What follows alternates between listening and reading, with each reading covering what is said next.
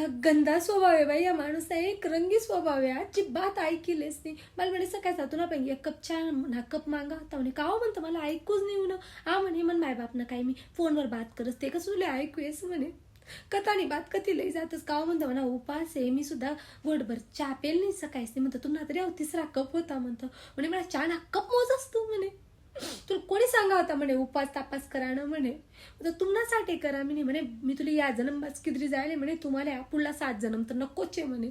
गयात संतापमा दोरा कापी उन्हात. आता कोणती बाई ना दोरा कापी उन्हा काय माहिती.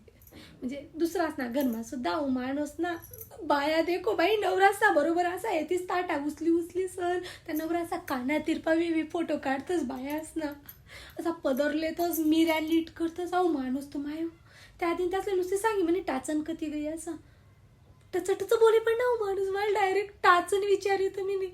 कधी फोटो काढणं माहित नाही, कधी बायकोना मागे पुढे फिराणं माहित नाही.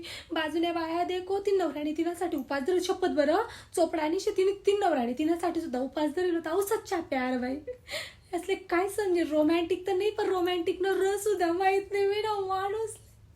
फुटे घे हो माझ्याकडे फुटे घे बाई. आपल्या बायको बेटी जायला ना बाई जरासं समजदार ना मायक वागू लोकेसले बायका बेटी नाही राहण्यात, बायका नांदी नाही राहण्यात. आपण कसं राहण पाहिजे, काय राहण पाहिजे, खरं का खोटं बरं, कितलं व्यवस्थित ठेवण पाहिजे. आपल्या बायाचे फोटो बिटो काय लागच फोटो 2 फोटो काढायला कॅमेरा पकडायला इथली विशेष बात आहे का बाई. लोकेसले बेटी नाही राहण्यात, बायकांच्या ना शेतीच त्या सुद्धा नीट नांदी नाही राहण्यात असं.